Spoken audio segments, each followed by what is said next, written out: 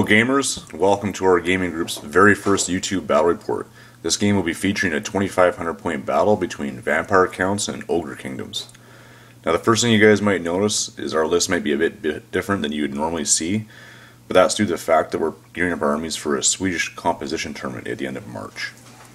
We decided to play a battle line scenario, and none of the terrain will have any special features. For Magic, I rolled Invocation of the Heck, Van Hell's Dance Macabre, and Raise Dead for my level 3 Master Necromancer. My Vampire Lord simply took the signature spell of Invocation of Nehek. The Ogre player rolled Bull Gorger, Troll Guts, Spine Marrow, and Tooth Cracker. His level 1 Butcher took Wysands from the Lure Beasts. The roll off for the first turn went to the Vampire Counts. Okay, this is turn 1 of the Vampire Counts. As you can see here, from this picture, I don't really do a whole lot. I mean, I move up. I'm keeping that one Vargolf right on the table edge there because I'm concerned about a Gorger coming up and rear charging either my Mortis Engine or my Corpse Cart, or even my bunker unit with my Master Necromancer. So I'm going to keep one Vargolf back there just to hang out there and watch things.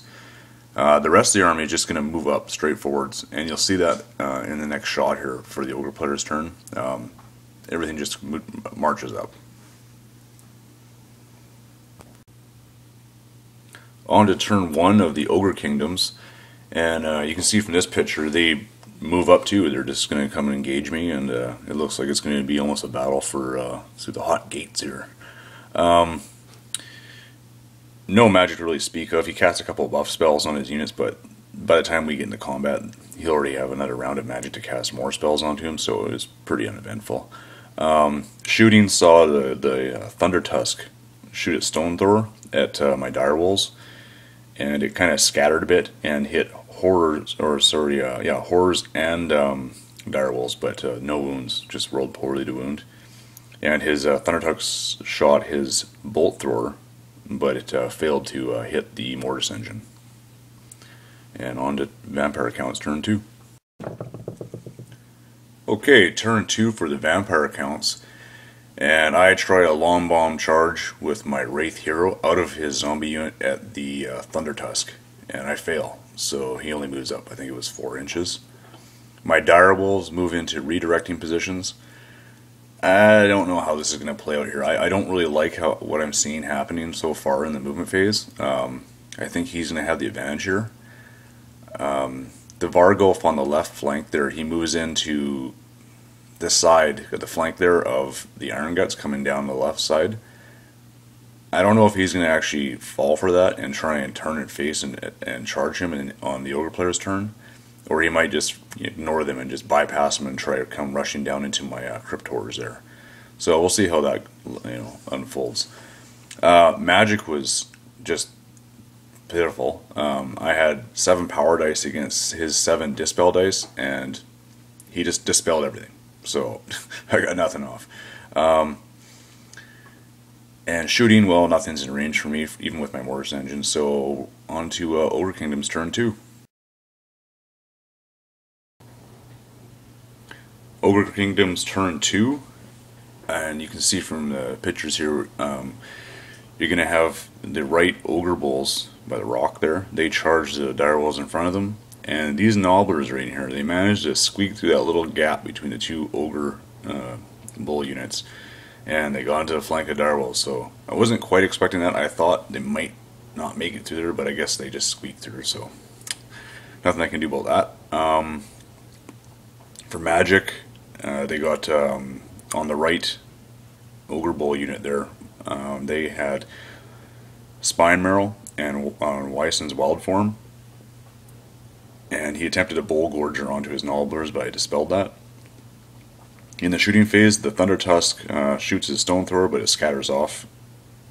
The Bolt Thrower from the Thunder Tusk again tries to shoot the Mortis Engine, but fails again. Close combat is obviously just a slaughter. I think I lost combat by 5 against Nobblers, and the Ogre Bulls there, they just annihilated the Direwolves. And on turn 3 for Vampire Counts. Vampire counts turn 3. The Crypt Horrors charge the bulls on the left. The Crypt Ghouls with the Strigoi Vampire attempt to charge the Nobblers in front of them. The Nobblers flee. I try to redirect into the bulls behind them, but it was just a little bit too far, so I failed that charge.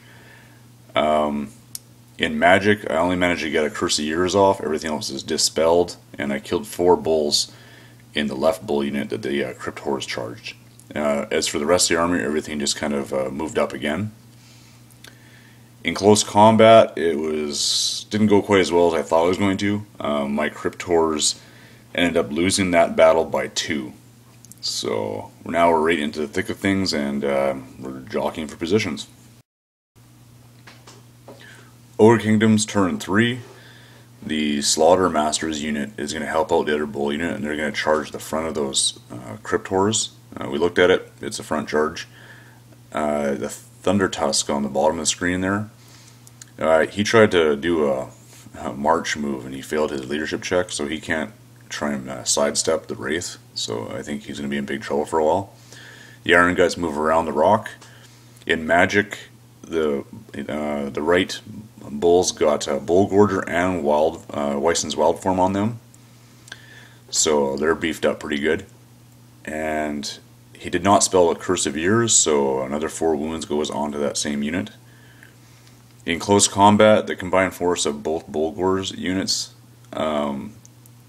is almost too much right now for the Crypt Horrors. They're in tough. I ended up losing that combat by 6, so I think on VC turn I'm going to have to get those ghouls in there and help out the combat. Vampire counts turn 4. The Vargolf charges the rear of the Iron Guts there. We have the Wraith charge around the rock against the Thunder Tusk. The horde of ghouls with the Strigoi Ghoul King charge the front of those bulls. The rest of the army just moves up to support. In Magic, the Ogre Kingdom player decided he wanted to dispel the Curse of Years, so he saved some dice for that. This allowed me to get 2 invocations off, and I brought back 7 Crypt Horrors and 7 ghouls, so that was good. And then he dispelled Curse of Years. The aura effect from the Mortis engine did 1 wound to the Slaughter Masters unit and 1 wound to the Butcher Bull unit. In close combat, the Wraith beat the Stonehorn by 1, but failed to catch him when he fled. The big battle there between the Horrors and the Ghouls and the 2 Bull units, actually the Ogre player ended up winning by 1. Those buff spells are just really starting to work out well for him. And yeah, this is kind of funny. The Vargolf charged the rear of the Iron Guts there, and he just got annihilated. Like I forgot that that the Iron Guts had the flaming banner on them, so I didn't get to make any saves, and he did 6 wounds, so that was it. Vargolf just vanished. And on to turn number 4 for the Ogre Kingdoms. Turn 4, Ogre Kingdoms, and the Gorger finally enters play, so he just moves up from the table edge there. The Iron Guts charge into the Vargolf.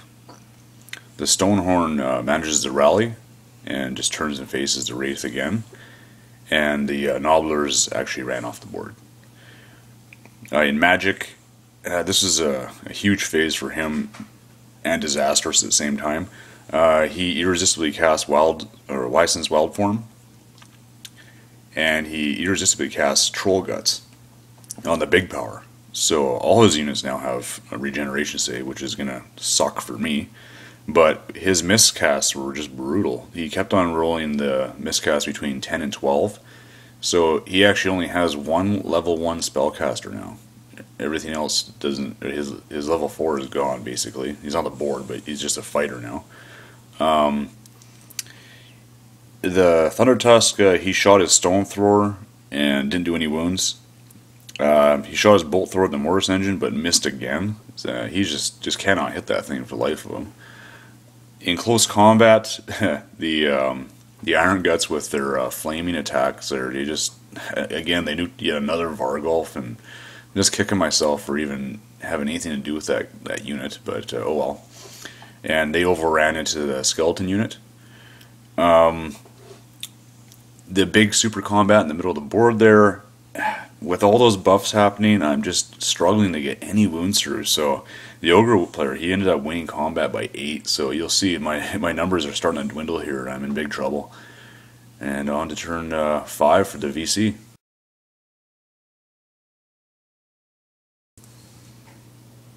Vampire accounts turn 5. The Wraith charges the Stonehorn.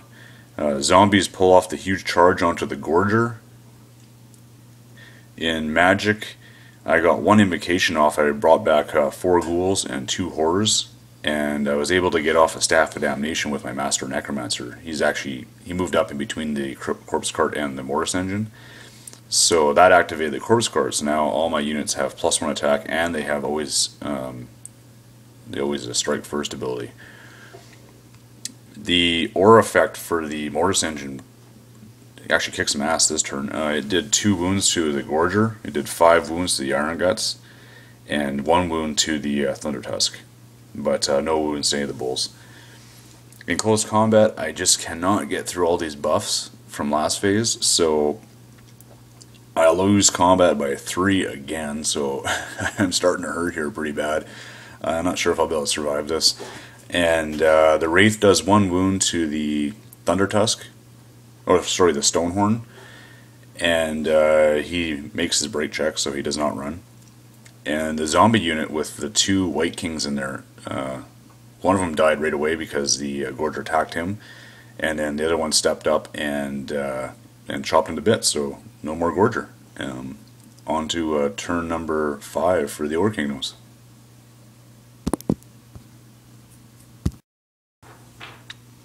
Okay, Ogre Kingdom's turn number 5. Iron Guts charge into the rear of the Cryptors. It's successful.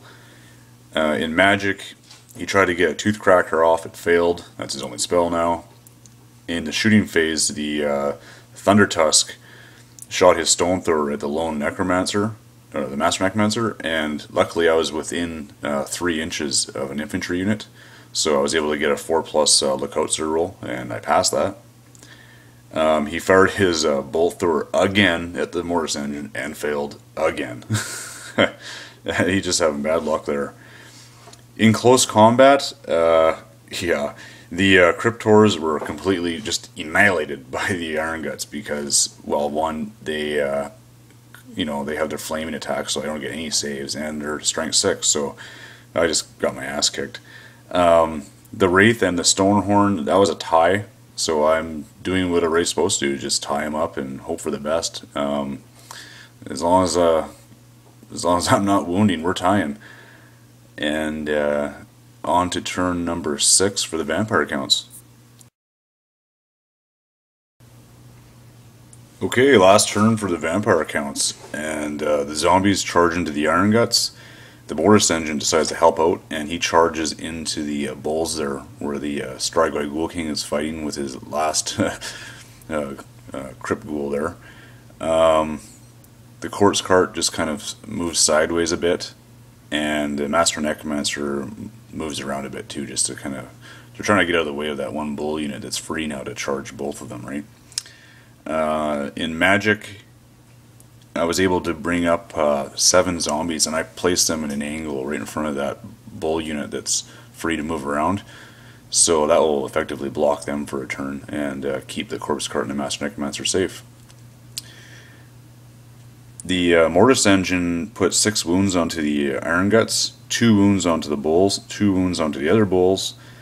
He put 2 wounds onto the Thunder Tusk, 2 wounds onto the Stonehorn, and that's about it. Oh, and then he did his Scream attack as well into the combat that he's in against the Bulls there with the Vampire Lord, so, and did 2 wounds that way. Close combat, the Wraith won combat by 1, but the Stonehorn held. In the combat with the zombies, the Iron Guts killed the last White King and ended up winning combat by 4.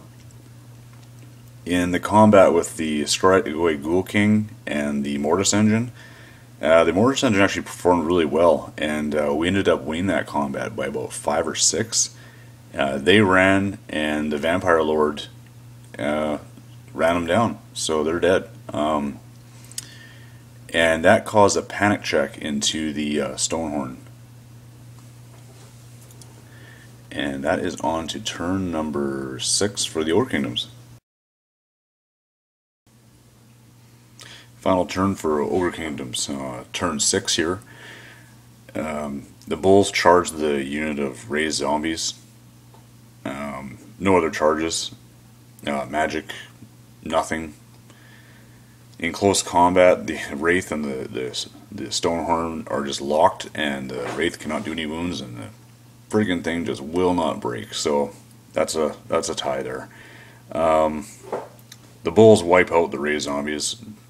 Just a cakewalk for those guys. And the zombies against the Iron Guts, they're the Ogres there, they win by 4.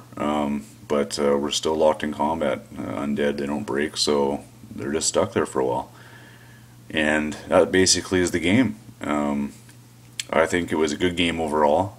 We both made mistakes in the movement phase, and probably maybe me going through the center pass there and just bottlenecking everything was not the best choice. But again, this is our first YouTube battle report, so we're both kind of nervous, and we wanted to keep things as accurate as we possibly could, and I think our tactics kind of suffered for that. But that's no big deal. I mean, we just wanted to play for fun anyways and just try out these battle reports. In the end, I think we calculated the points up. The Ogre player won by, I believe it was 371 victory points. So it was a close game. We both didn't have much left on the board, as you can see by the final picture there. Just, you know, we fought Warhammer the way it's supposed to be. You get into close combat and battle it out. I hope you guys enjoyed it, and hopefully this is our first video of many to come in the future. Thanks for watching.